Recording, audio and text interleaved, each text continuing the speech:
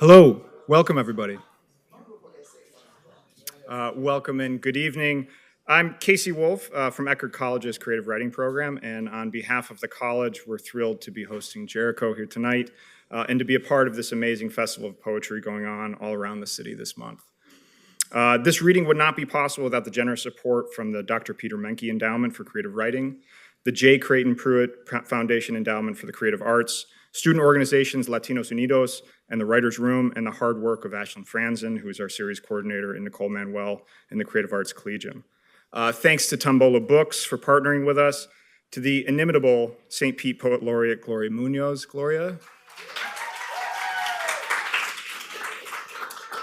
For her close collaboration, and to Hank Hine, Kim Okari, and the team here at Dalí for being such really excellent partners and letting us be a part of this. I was going to be introducing Helen. I think Hank is going to come up and introduce Jericho here, but I did want to say thank you as well to the marvelous Helen Wallace, who hosts the reading series here.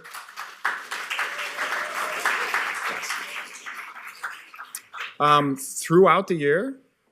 Yes, well, not in the summer. Not in the summer. Throughout the season. On Thursdays. From 6 usually to 7. So here's if this is your first time here, you know where to come, and we hope to see you on subsequent nights. In the meantime, Hank Hine, Executive Director of the Dalí Museum, will introduce Jericho Brown, and I encourage you to sit tight. You won't want to miss any of this. Hank.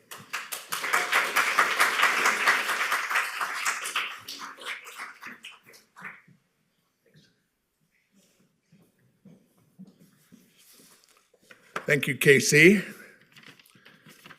Well, we are especially honored to host the reading here at the Dalí Museum Poetry series of Jericho Brown, Dr. Jericho Brown. This is part of the National Poetry Month celebration, as you know, and it's a real privilege to have collaborated with Eckerd College and the city of St. Petersburg in bringing this here. Thank you, Gloria, for not only your poetry, but your work with the city to support this, this wonderful event.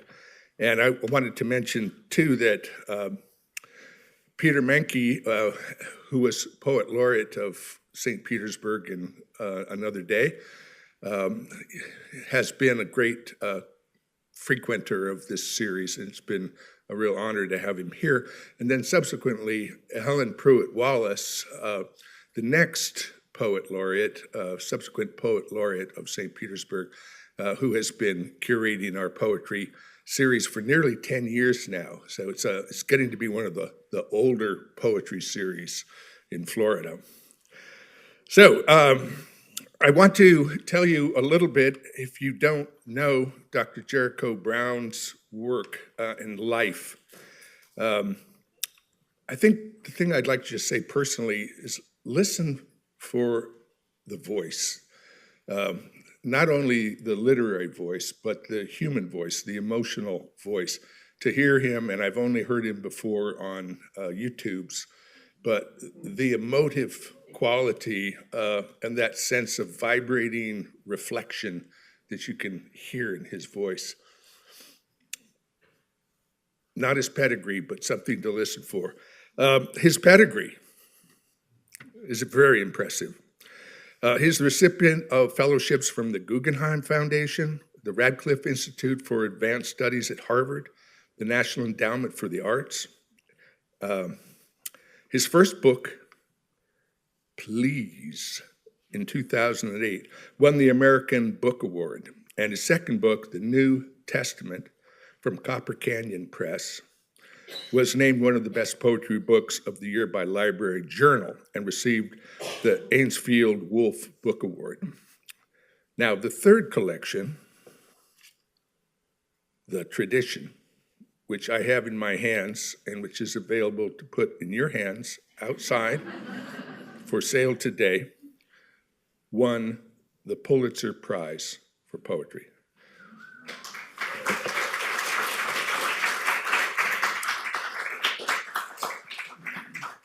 Doesn't get any better than that, ladies and gentlemen.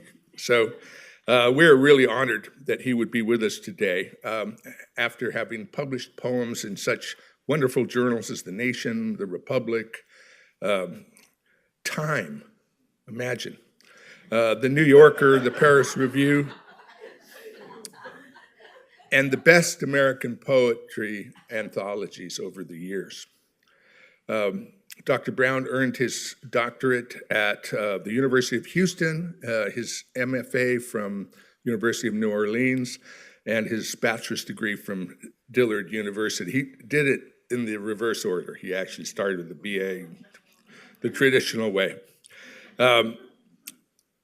He's now associate professor and director of the writing programs at Emory at his tender age.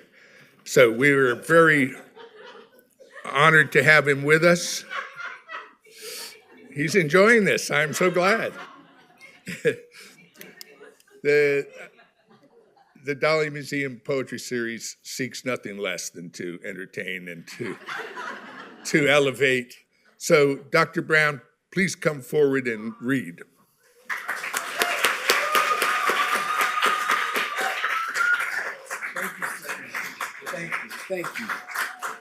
Thank you. I have spent most of my life, every year of it, trying to get a man to say I was of a tender age.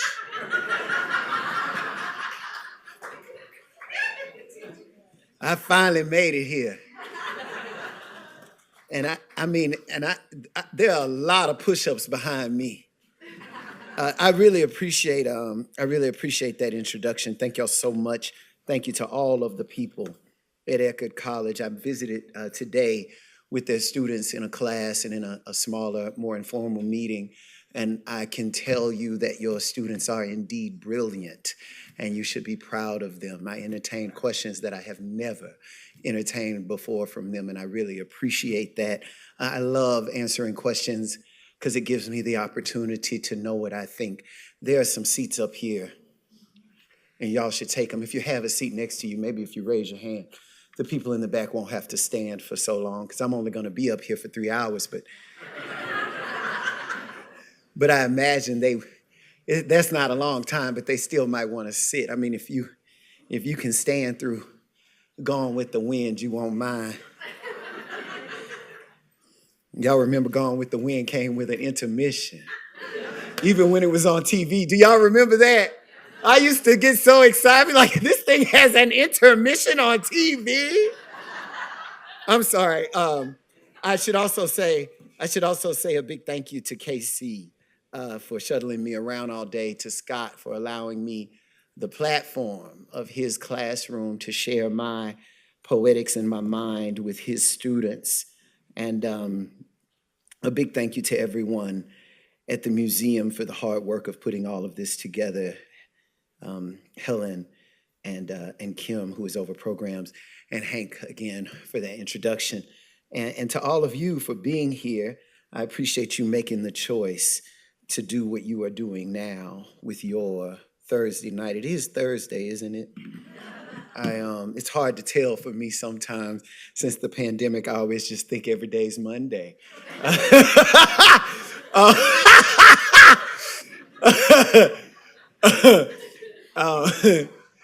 Like leaving the house started being work. It's like, wait, I gotta actually go outside now. Y'all caught up, but I'm catching up. I have to say, before I begin, it is right for me to be as transparent with you as possible.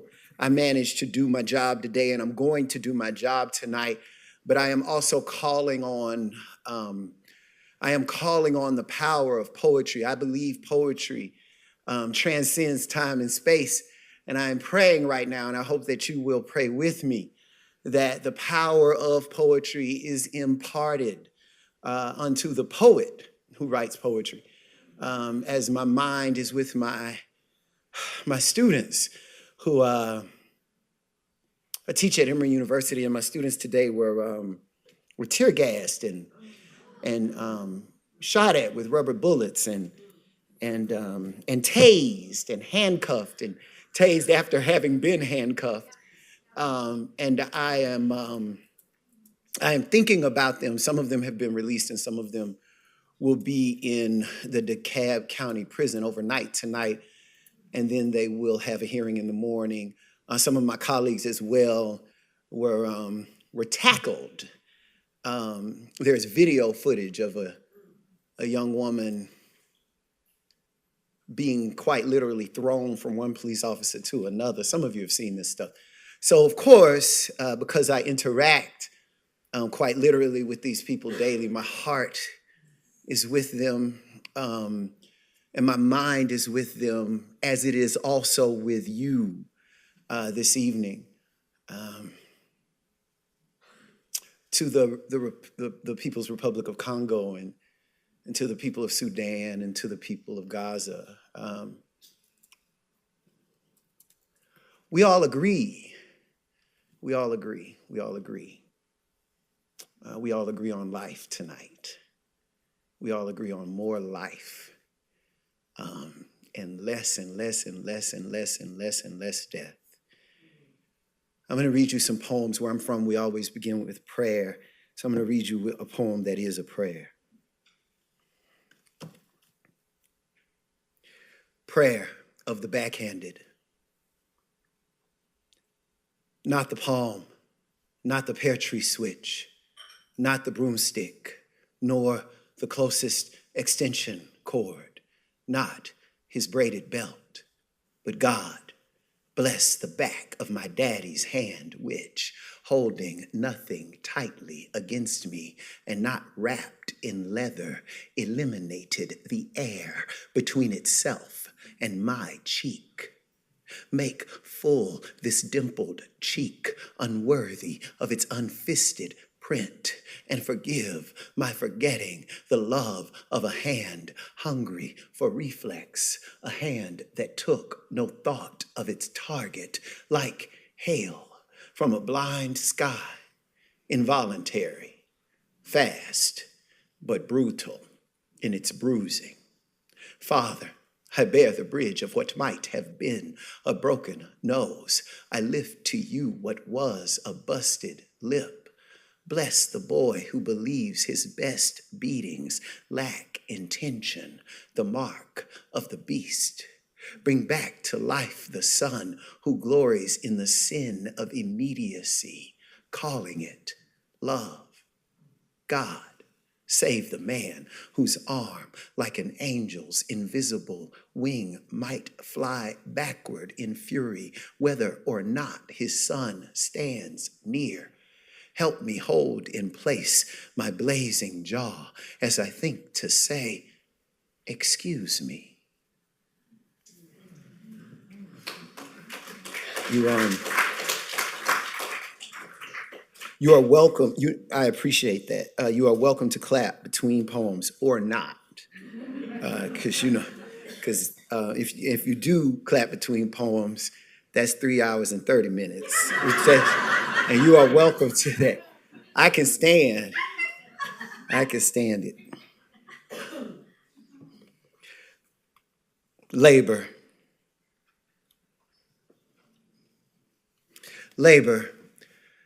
I spent what light Saturday sent sweating and learned to cuss cutting grass for women kind enough to say they can't tell the damn difference between their mowed lawns and their vacuumed carpets just before handing over a $5 bill rolled tighter than a joint and asking me in to change a few light bulbs. I called those women old because they wouldn't move without a hand at the base of their backs. They wouldn't get out of a chair without my help. I called them old, and they must have been. They're all dead now, dead and in the earth I once tended.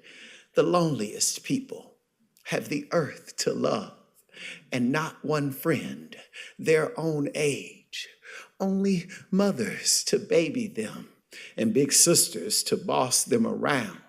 Women you want to please and pray for the chance to say please to. I don't do that kind of work anymore. My job is to look at the childhood I hated and say, I once had something to do with my hands.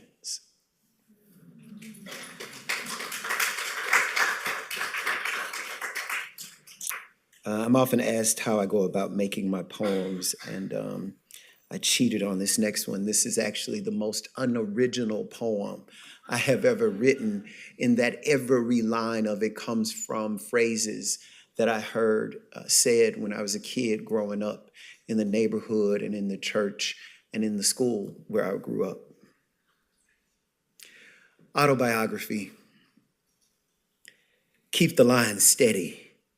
Keep your back straight. Keep coming back for more. Keep fucking with me, Cletus. Keep putting your hands on me like that, and you'll always have a place to lay your head. Keep my waistline down. Keep your figure up. Keep your man happy. Keep a woman crazy. Keep your daddy off your mama, or next time I'm calling the police. Keep these nappy-headed children off my green, green grass. Keep talking smart if you want to. Keep looking at my man and I'll cut you a new eyelid. Keep looking me in my face when you tell your next lie. Keep on walking, I ain't talking to you anymore. Keep holding that last note.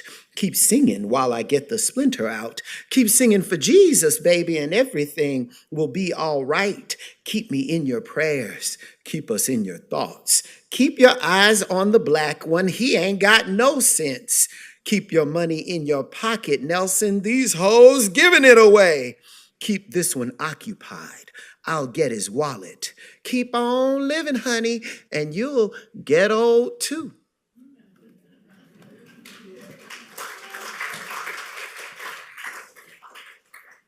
This next poem is about a television show that you all are too young to have heard of. It's called The Jeffersons. The leading lady of The Jeffersons was an actress named Isabel Sanford. She had a very distinctive voice, and when she would say her husband's name, it sounded something like, George.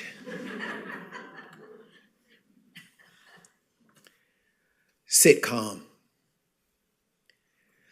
A rabbit tried to kill Louise once when I was a kid. I'm saying Louise now, but I'd have said Miss Louise then, as she appeared on our screens once a week, wearing blues I haven't seen since. Her long hair curled, combed out, and pushed up into a volume so thick you felt both the power of an afro and the requirement of a relaxer on a woman rounder than most of her penthouse neighbors, hair that wouldn't move no matter how much she shook when she yelled at her husband or when trapped by a man dressed as a rabbit who wielded a snub-nosed .38 special we thought scary before we knew what an AR-15 could do. Miss Louise never sang, but she had a voice that left you wondering how singing might sound on her. She was that beautiful and dark. She had a grown son. She wasn't a young woman. By the time I saw the Halloween rerun, the youngest men in my hometown had organized themselves into colors, red and blue. They were patriots. Like patriots, they'd shoot. And they'd shoot each other too. They'd shoot you if you accidentally scuffed their shoes at a club or a concert. They'd sell you something. I'm sorry, I can't see. They'd shoot driving by from their cars into houses and parks. They'd sell you something so good, you'd sell our TV to get more of it. And I cannot say I didn't love them. They killed my first girlfriend, a stray bullet meant for her brother, and I loved them. They killed my cousins, but some of them were my other cousins, and I still loved us in all my fear of our gold teeth and oversized dickies. They'd kill me today, yet remain a problem I mean to solve. I'm grown now. I know Louise was the star of the show, the leading lady. No writer would kill her off on a sitcom. Murder is meant for real life. Anybody can get a gun, but nobody kills Louise Jefferson. There is a place where Black people don't die, a deluxe apartment in the sky. All week I worried about the next episode. Mornings I dressed myself and my little sister, making sure we wore nothing that looked like the flag. And when the appointed night fell, the jokes were still funny. The rabbit apprehended. The white rabbit didn't murder the Black lady. No, not on TV.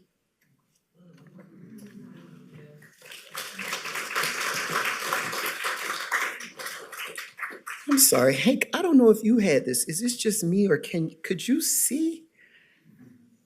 There's like a, let me ask, I know, right? Well, maybe. Yeah, no, it's just that the monitor makes a shadow on the, I think if I put, I'm sorry, y'all. You should not have to be in it. That's so nice. That's so sweet. No, thank you. That's so nice. Give me a second. Maybe I could do that with my phone if I figure out a way to, that's very smart. There we go. Thank you, thank you. Okay, now you're at 4 hours. People are starting to get scared now. They're like, he keeps saying that. Why is he saying that? Or you could just improvise. Yeah, maybe so. This next poem owes a debt to the Odyssey, Homer's Odyssey. You'll hear allusions made to the Odyssey throughout the poem, and it also owes a debt to this poem I love, a very long series of sonnets called Gay Chaps at the Bar by Gwendolyn Brooks. You should check it out.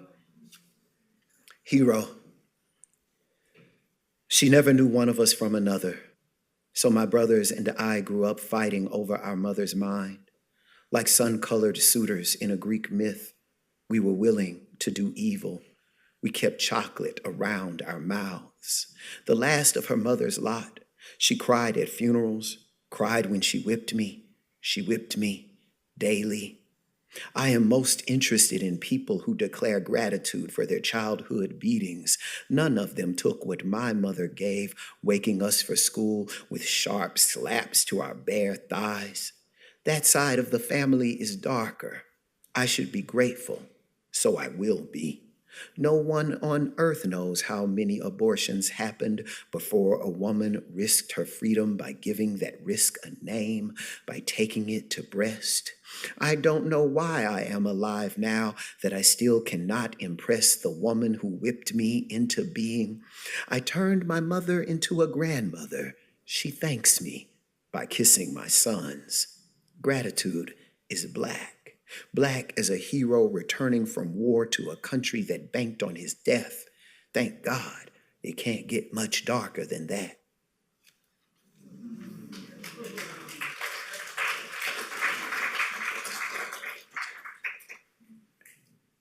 As a human being, there's the happiness you have and the happiness you deserve. They sit apart from each other the way you and your mother sat on opposite ends of the sofa after an ambulance came to take your father away. Some good doctor will stitch him up, and soon an aunt will arrive to drive your mother to the hospital where she will settle next to him forever, as promised. She holds the arm of her seat as if she could fall, as if it is the only sturdy thing. And it is, since you've done what you always wanted. You fought your father and won, marred him. He'll have a scar he can see, all because of you. And your mother, the only woman you ever cried for, must tend to it as a bride tends to her vows, forsaking all others, no matter how sore the injury.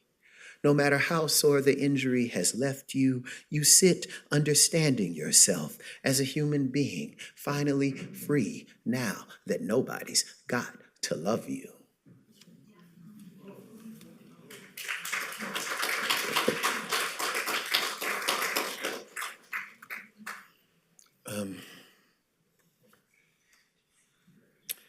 This next poem is titled After a Word That I Often Have to Explain, but I don't think I have to explain it to this particular audience because as I learned, as KC was telling me, I believe that we are far north enough to be in the South, in Florida. The word is nim. Nim means that person and everyone you associate with that person. In context, an example of the use of the word might be that if you went to high school with somebody and you knew them well in high school, you hung out with them pretty tight. When you see them again years later in the grocery store, you might say to them, "Hey, how you doing? How you been? How is your mama and them?" That's them.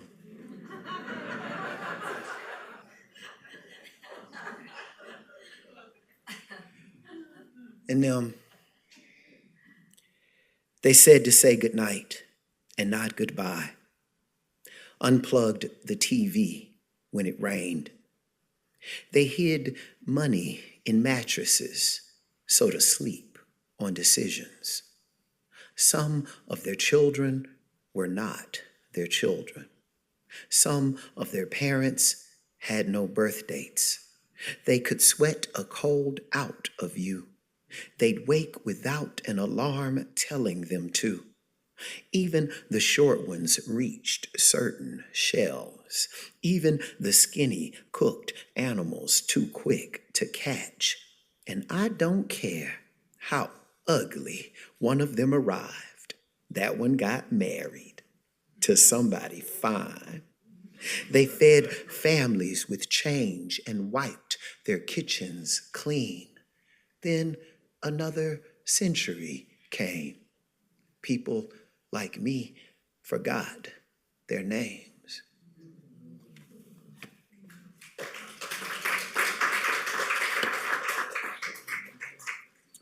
This next poem was written after finding out about and being confounded by the very long list of people who have supposedly committed suicide while in police custody. That list includes Jesus Huerta in North Carolina, who after having been handcuffed, after having been patted down, on the walk from the police cruiser to the building where he was to be booked, somehow, supposedly, managed to shoot himself in the back corner of his head. Victor White III in Louisiana, where I am from, who, after having been patted down, while handcuffed, sitting in the back seat of a police cruiser, shot himself in his upper back. Sandra Bland in Texas, who after a day of fighting for her life, was put in a cell where she hung herself with a trash bag. There is video footage in every cell of that jail. A live feed. And for whatever reason, that live feed goes out. The coroner tells us that the live feed must have gone out at just the moment that she hung herself with a trash bag. Bullet points. I will not shoot myself in the head, and I will not shoot myself in the back, and I will not hang myself with a trash bag. And if I do, I promise you, I will not do it in a police car while handcuffed or in the jail cell of a town I only know the name of because I have to drive through it to get home. Yes, I may be at risk, but I promise you, I trust the maggots who live beneath the floorboards of my house to do what they must to any carcass more than I trust an officer of the law of the land to shut my eyes like a man of God might, or to cover me with a sheet so clean my mother could have used it to tuck me in. When I kill me, I will do it the same way most Americans do. I promise you, cigarette smoke, or a piece of meat on which I choke, or so broke I freeze in one of these winters we keep calling worst. I promise if you hear of me dead anywhere near a cop, then that cop killed me. He took me from us and left my body, which is, no matter what we've been taught, greater than the settlement a city can pay a mother to stop crying, and more beautiful than the new bullet fished from the folds of my brain.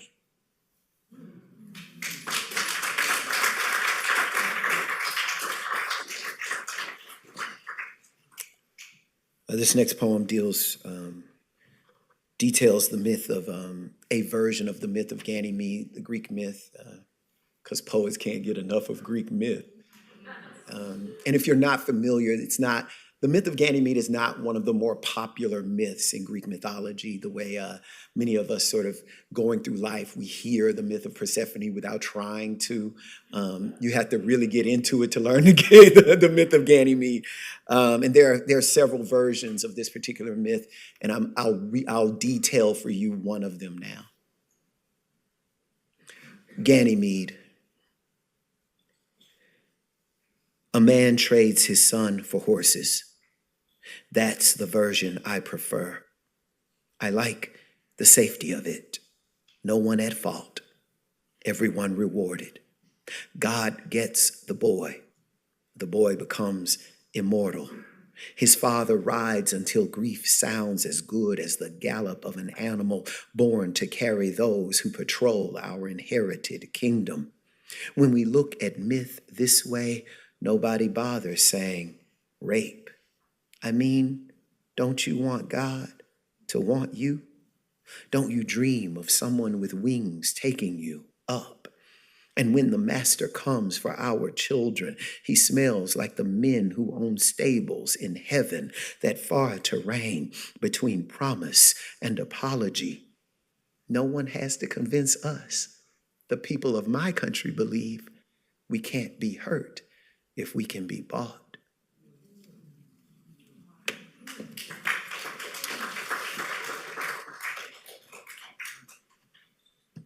Say thank you. Say I'm sorry. I don't know whose side you're on, but I am here for the people who work in grocery stores that glow in the morning and close down for deep cleaning at night, right up the street and in cities I mispronounce, in towns too tiny for my big black car to quit, and in every wide corner of Kansas where going to school means at least one field trip to a slaughterhouse. I want so little. Another leather-bound book, a gimlet with a lavender gin, bread so good when I taste it, I can tell you how it's made. I'd like us to rethink what it is to be a nation. I'm in a mood about America today. I have PTSD about the Lord. God, save the people who work in grocery stores. They know a bit of glamour is a lot of glamour. They know how much it costs for the eldest of us to eat. Save my loves and not my sentences. Before I see them, I draw a mole near my left dimple, add flair to the smile they can't see behind my mask. I grin or lie, or maybe I wear the mouth of a beast. I eat wild animals, while some of us grow up knowing what gnocchi is. The people who work at the grocery don't care. They say, thank you. They say, sorry, we don't sell motor oil anymore, with a grief so thick you could touch it. Go on, touch it. It is early. It is late. They have washed their hands. They have washed their hands for you, and they take the bus home.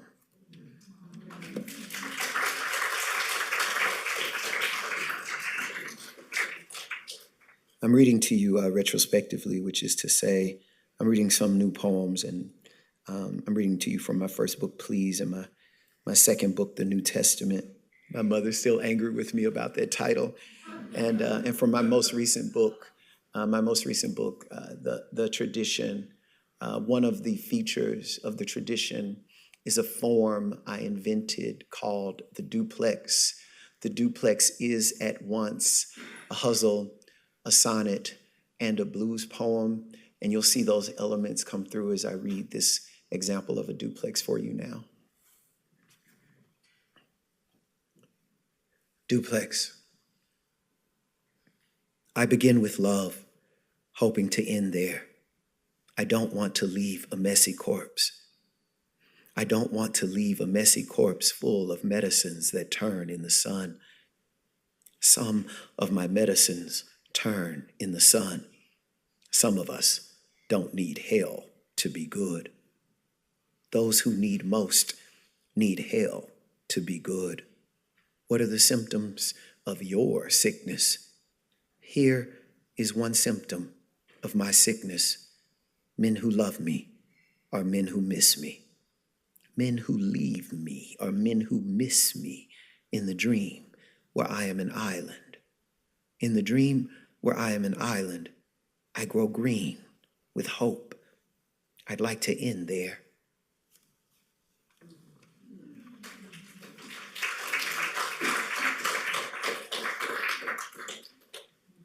And I'd like to finish with a few love poems. Is it okay if I read you some love poems? Yes.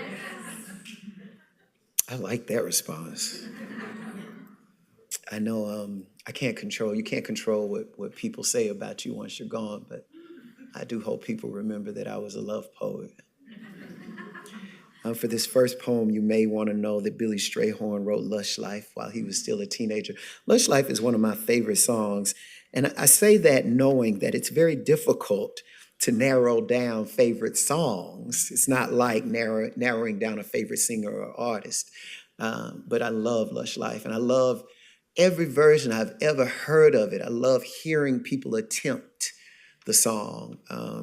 My favorite version of Lush Life is Natalie Cole's. Of course, her father, Nat King Cole, has a really gorgeous version of Lush Life. But even Queen Latifah has a version of Lush Life. It's not so bad.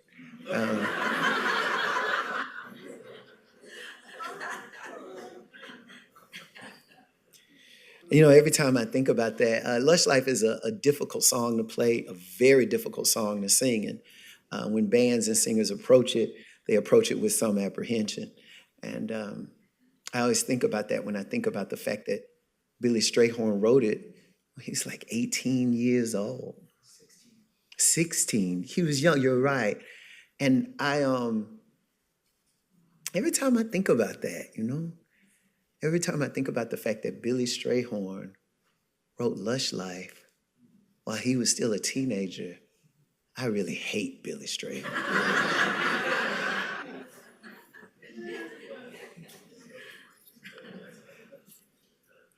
Track 1, Lush Life.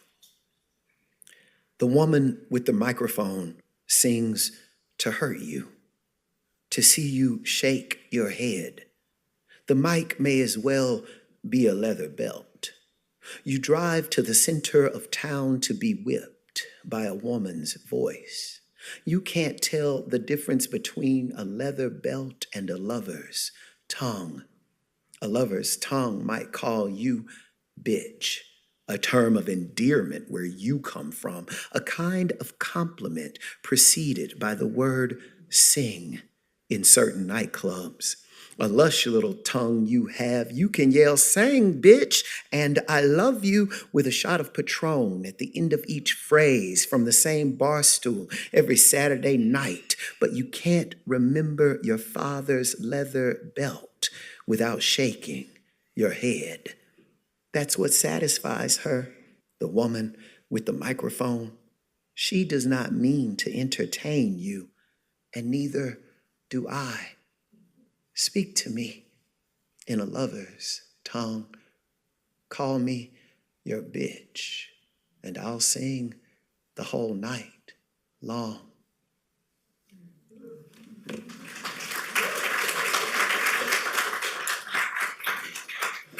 I asked if I could read love poems, and y'all said yes.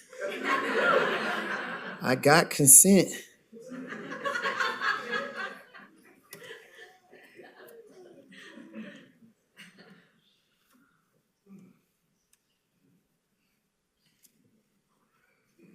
Your body made heavy with gin. I can relax. I smell liquor on your breath. Soon your arms will be too heavy to lift, and I'll watch the weight of you shiver while you sleep. But first, I want to see that stagger, like a boy sent off to battle, shot, then sent back. I kept one once. He'd never get a good doze, only quake and dream of hands aimed at his throat. He'd cough and gag. I'd shake him awake. He was as you are. He could have died in my bed. He could have never stopped dreaming. He'd take me for the enemy. We'd fight. But you and I won't fight tonight. I'll remember some limping lover and talk all I want about war. Or maybe I won't. Maybe I don't care who survives. I only need to watch your body made heavy with gin as I hold you up from your fall at the threshold, because I love you, and I love you best with liquor on your breath, when I can get a good look at you, just the way I found you, reeking and too drunk to go after the roaches with the heel of your hand, and too drunk to take me for one of the roaches.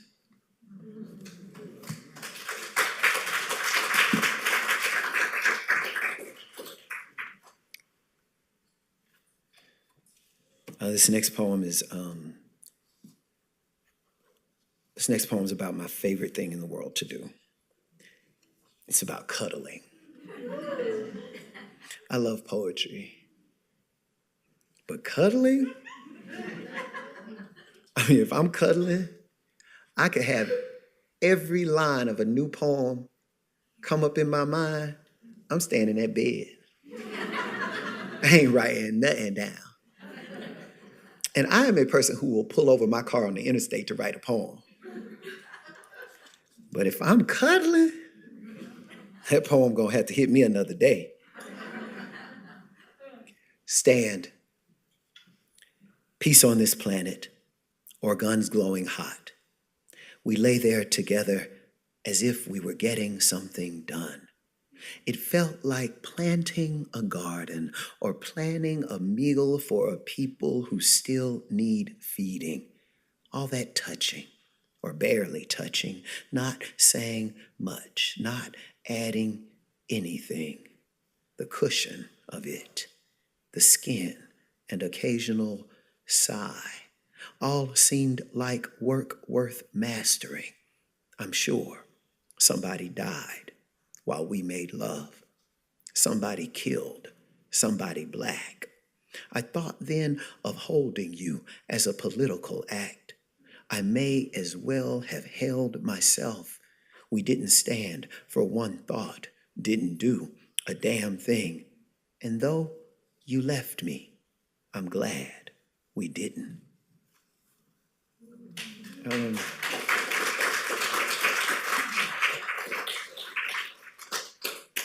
I'll finish with a poem that is actually the last poem in my last book. It's also the last duplex in the book. I mentioned to you earlier that a duplex is at once a hustle, a sonnet, and a blues poem. This particular duplex adds yet another layer of form, as it is a cento.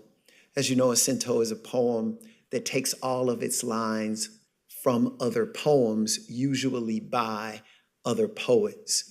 This cento is a little different in that it takes all of its lines from all of the other duplexes in the book, because I'm a nerd. And I should say this, I should say this. There's always among writers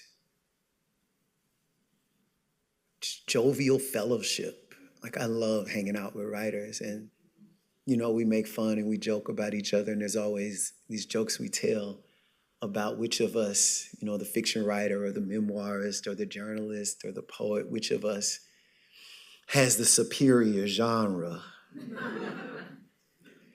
But can't no prose writer read you the last page of their book. That's all I gotta say.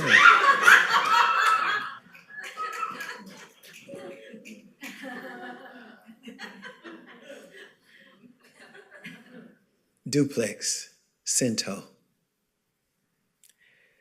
My last love drove a burgundy car, color of a rash, a symptom of sickness. We were the symptoms, the road, our sickness. None of our fights ended where they began. None of the beaten end where they began. Any man in love can cause a messy corpse. But I didn't want to leave a messy corpse obliterated in some lilied field. Stench obliterating lilies of the field, the murderer, young and unreasonable. He was so young, so unreasonable, steadfast and awful, tall as my father.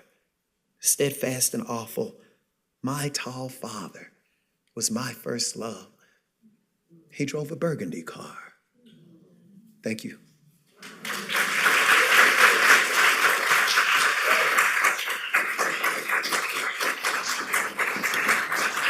Oh, thank you, thank you, thank you.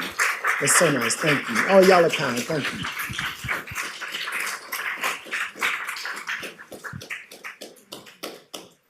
So I believe we're at a point where if you have any questions, I am happy to answer them, and I will answer them until somebody in that audience who thinks of themselves as in charge tells me to shut up. But until then, you can ask whatever you want. You know, if you want to know more about my poetry or poetry in general, I guess I should be able to answer some questions. I got a whole PhD in it. Or, you know, if you just want to know how long it took me to get my hair like this, I don't know. But whatever you have, I am happy to answer. Yes. So we'll bring the mics around so that people who are joining us live stream can hear the questions. I'm sorry. I thought we were going to have a private conversation, but that's okay. I can wait. You want to ask a question? Sure. Terrific performance. Thank you. I know you were doing poetry, but it still was a performance. Thank you. So it was good. I was very struck by so much of the phrasing of beaten, of the relationship with the father, the belt, the forgiveness, the Odyssey, et cetera, like this. And on the first poem, and perhaps if I had read it, but the first poem was about the back of the hand. And it's like the hand that rocks the cradle, the hand that is the one that, is that hand the one that guides you? Is it also the hand that forgives you? So what I saw at the end of the poem was, it still is about the strength, about the violence. And to me, it's like I want to explore that more. For you, is that journey with the Father, whatever that figure is, one of redemption, of love. And one of the cool things you had in your second poem was about the hand on the back of the elderly woman. And that was very beautiful, how that guided you. So I like how that went from there to there. But it's in terms of the theme of the violence, of the beating, and that reconciliation. For you, how do you find you weave that through? Does that question make sense? It does make sense. I should say, before I completely answer the question, I want to say that you'll find over the course of your career. It's so funny thinking about having a career. I mean, you don't think, I mean, you know, if you're doing what you're doing, you don't really think, oh, my career. You're like, God, send me another poem. But over the course of a career, you find that there are habits that you repeat, and you have a choice of whether to lean into them or run as far away as possible. And one of the things that I have tried to lean into is the fact that there are very many hands in all of my poems. I can't seem to get away from them. And since I can't get away from them, I don't try. As a matter of fact, when I'm writing, I look for the opportunity of the hand, the image of a hand, because I think that means I'm probably cooking, something's coming up. Do y'all understand what I mean? I will say that I don't think of poetry as therapy in and of itself. I think it's good just to get therapy. And I know poetry is not therapy in and of itself because I have read, the entire time I was growing up, I read brilliant and beautiful poems by people who could not have had their minds right, considering the life they were living. You know, Eliot was completely anti-Semitic, for instance. Pound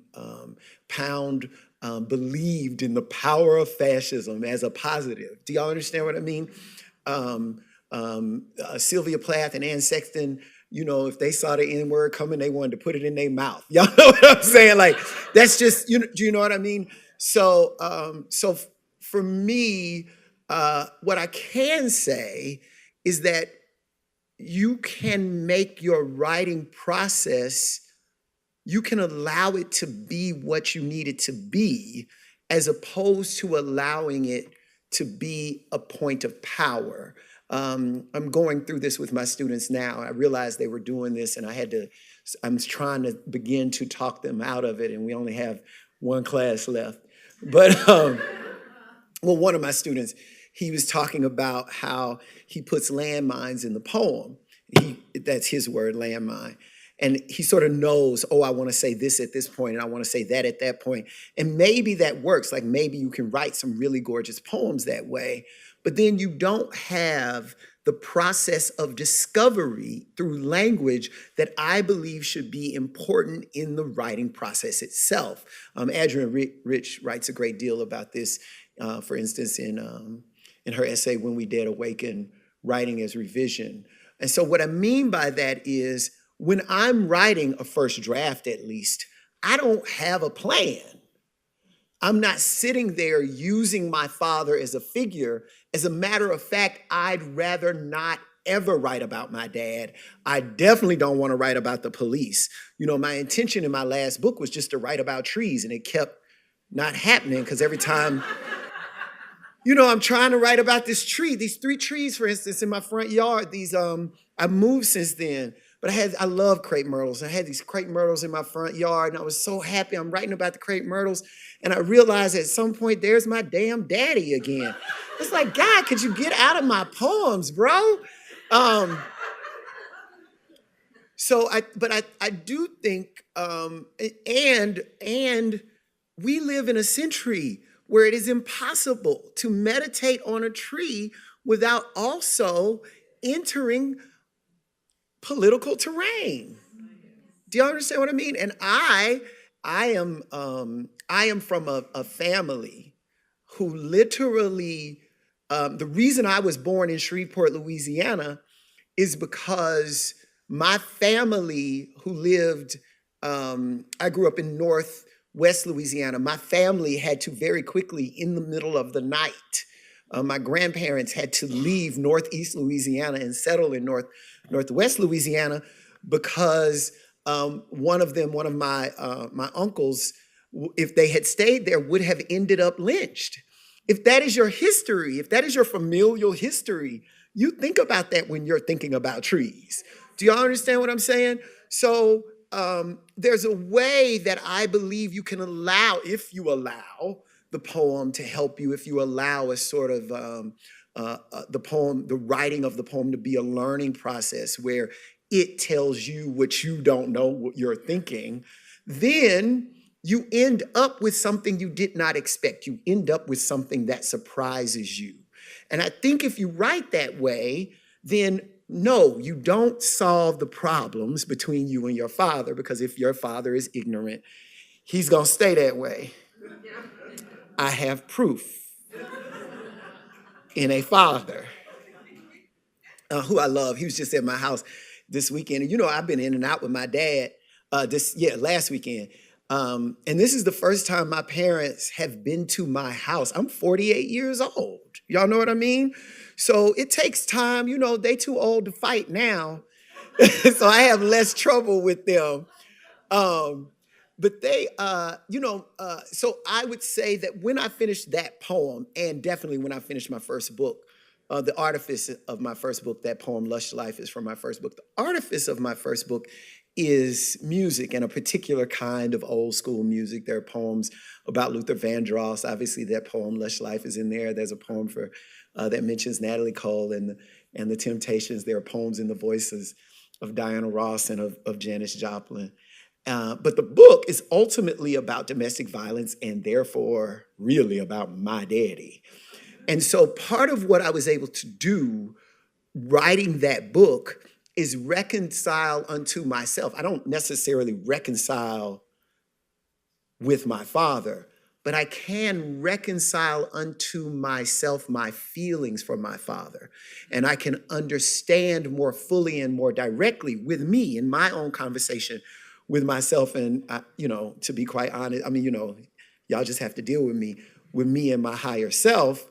I can have a conversation about what it means to have difficulty with someone, intense, lifelong difficulty with a person who I love so much. Do y'all know what I'm saying? Like what it means to understand that there are moments that I, in order to save myself, will have to be silent with this person, in spite of the fact that I don't ever want him to come to any harm. Do y'all understand what I mean? So I hope that answers your question. That's how I think about reconciliation or about learning from a poem. That was very eloquent. Thank you. Any other questions? There's one right here in a white shirt. I'm sorry I can't see y'all so well because it's dark out there and light up here. Yeah, how does jazz, the art of jazz, influence your writing? You allude to straight horn and blues, and then have you had an opportunity to collaborate with Dwight Andrews at Emory with poetry and jazz? I'm so happy to hear Dwight's name in this room.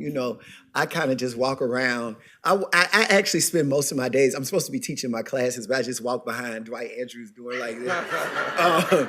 We have some great faculty there, and he's so talented. Every time I see him, I'm like, you work here? I really just want to know how much they pay him. Like, how much money does Dwight Andrews make at Emory? But no, we have not worked together. He's a very kind person, but we have not worked together. But you just put it in my mind, so now I got something to. Thank you so much. I'll tell him it was your idea. I cannot claim a full-on. I cannot claim to be any kind of a jazz aficionado. Where I am fortunate is that one of my greatest influences, the poet Yusef Komunyakaa, is a jazz aficionado, as well as many other poets, people like Sonia Sanchez, for instance, whose poems I love. One of my mentors, Kalamu Yasalam in Louisiana, the poet Amiri Baraka, whose poems at one point in my life began to open up for me and became necessary for me. I didn't understand them fully earlier. And I think I take a lot of the work, in particular from Komunyakaa and Sanchez, and that influence shows up because they were so interested in jazz. I actually think of myself, if there is a such thing as a Motown poet, My biggest influences are actually Holland Dozier Holland, Stevie Wonder, Smokey Robinson, and I actually find myself, I was talking about this earlier today, making use of their work when I'm writing. I am particularly interested in the voice, the sort of smoothed out voice that Motown creates out of its soul singers, which is very different from what's happening at Stax or at Atlantic Records at the time, where, you have people like Johnny Taylor hollering and screaming on the track, sounding great, So I think my musical influences lean closer to blues, but even in their leaning to blues, they start in the late 60s, There is a way that, no matter what year you hear a Johnny Taylor, I'm writing a poem about Johnny Taylor right now. Somebody asked me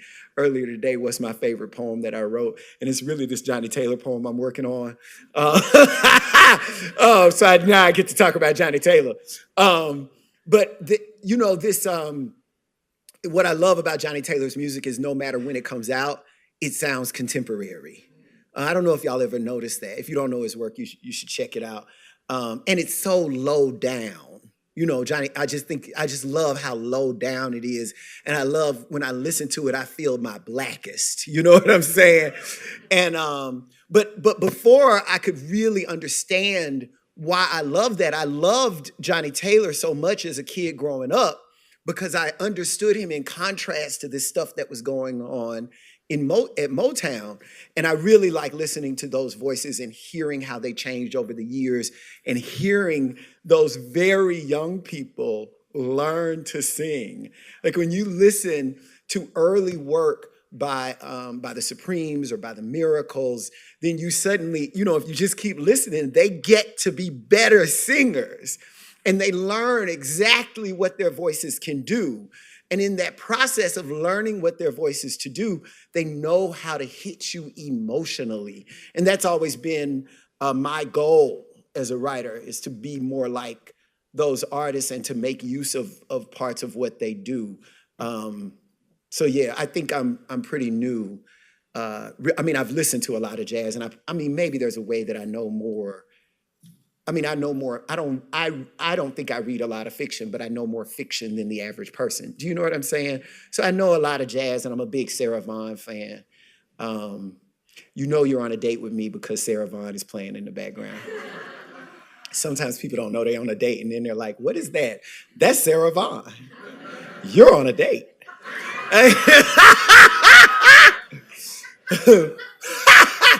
Yes, there's a question up here. Thank you for that question. I hope I answered you. There's a question up here in the front with a green hat. Oh, and one back here, sorry. Oh, y'all are doing it, I'm sorry. Yeah, I'll just go. How did you get started? Because you just said as a young boy you read a lot of poetry. Did it flow naturally to you? Did you start writing? It's maybe not. What was your path to begin writing? I keep trying to figure it out, and my parents do too. And I'm really glad everything worked out, because there came a point at which I really believe it was getting on the nerves of people. And I keep trying to track it. I remember very distinctly, I was either in the 4th or 5th grade when Rita Dove won the Pulitzer Prize for poetry. And everywhere I went at school that day, a teacher would stop me in the hallway and say, "Did you hear Rita Dove won the Pulitzer Prize in poetry?" And at a point, I was like, I'm 9 or 10 years old. Like, why does everybody keep telling me that? But everybody kept telling me that because I kept driving everybody crazy with my poems. Like, if there was a person, I would carry my poems in my pocket. And I would be like, "I brought you a poem." Do you know what I'm saying? So, and I fell in love with poetry. I first fell in love with poetry in the Black church. I grew up to religious, fundamentalist, evangelical parents in North Louisiana. And in that raising, I found that, and I did not know that poetry was supposed to be some sort of a marginalized literature, because I heard it all the time. People are always talking about how there's no poetry. But if you go to church, well, it's not like this anymore because people are careful with their children, but people weren't careful with their children when I was growing up.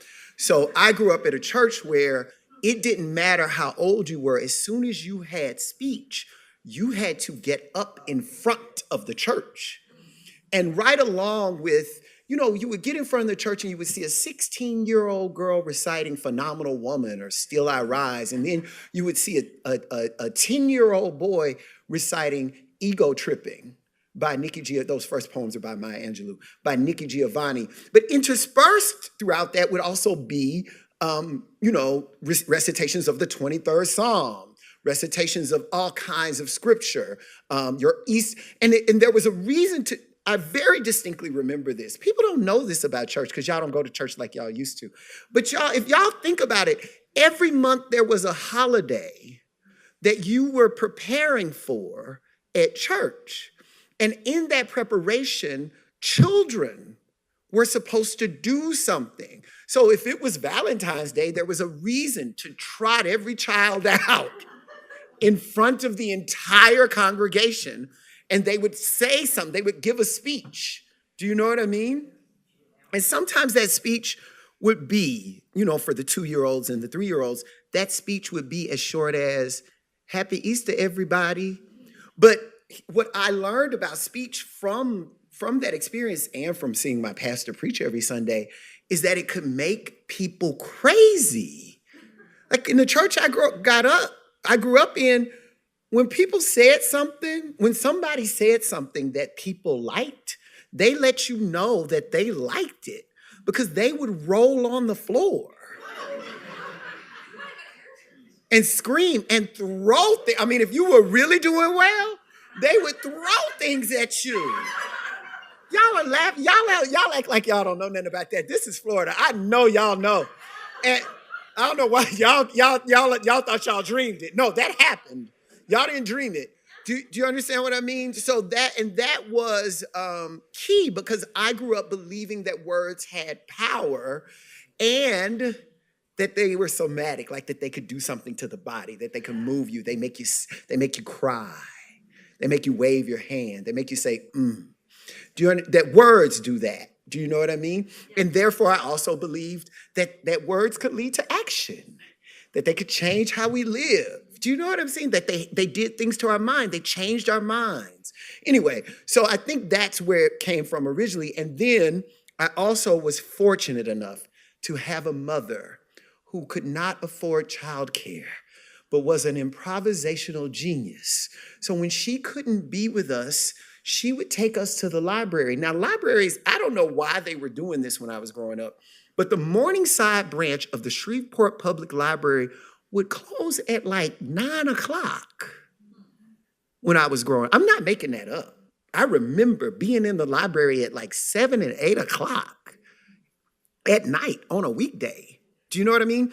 And there was a point at which when we were walking home from school, my mom said, you either go straight home or you can go to the library. So of course, me and my sister would go to the library.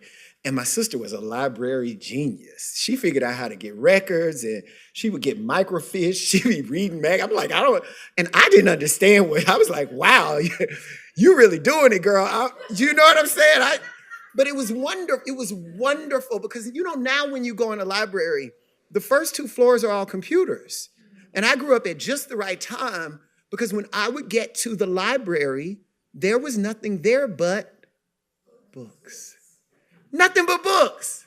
So if you're like, 6, 7, 8, 9, 10, 11, 12, 13, 14 years old, and there's nothing in the room but books, you are going to read.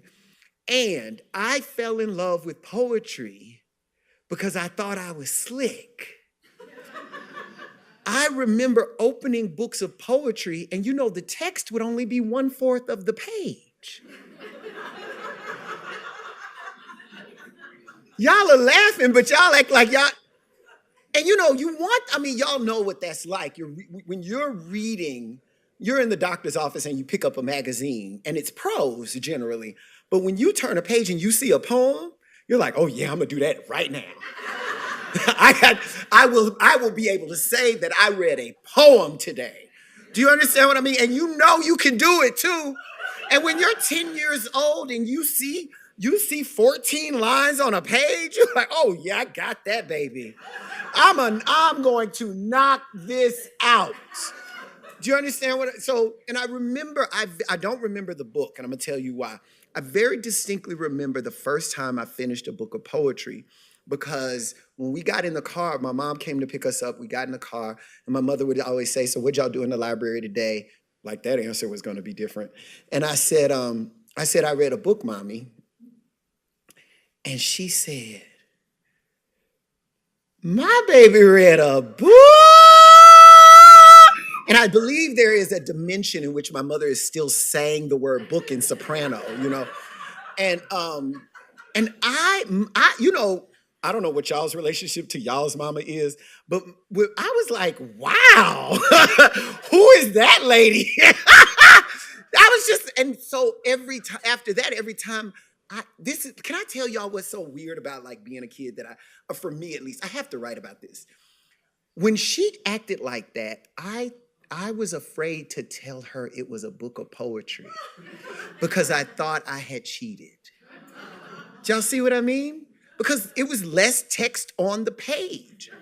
So every time, so I would think to myself, I would go to the library and I would have a goal. Librarians, by the way, are the angels on earth.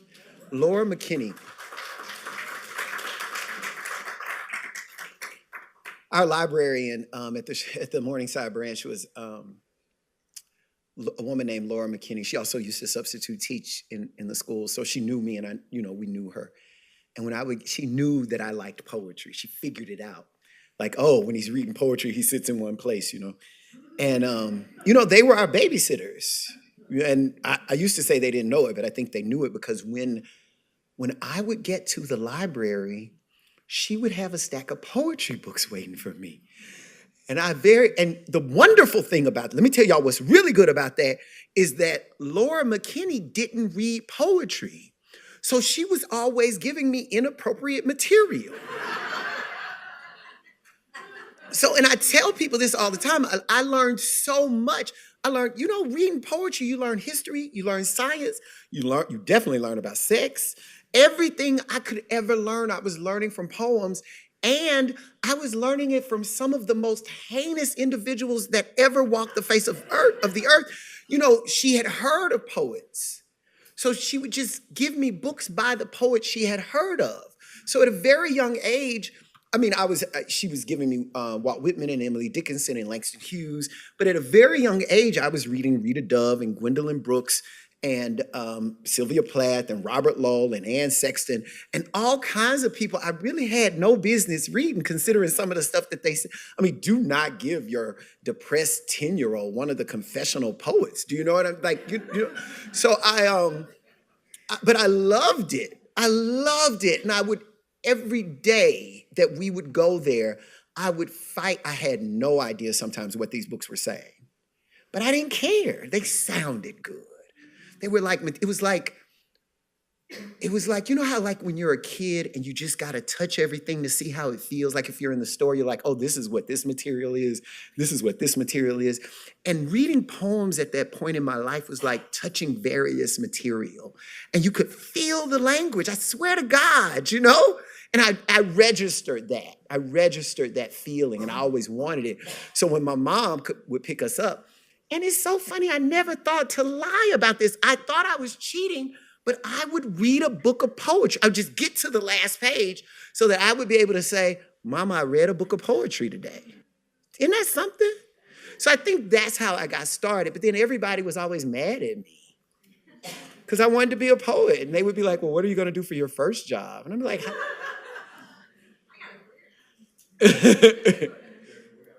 oh, we got a wrap. I'm going to sign books, I think, am I? And when I sign books, if you have more questions, I'll answer them there. Thank you very much.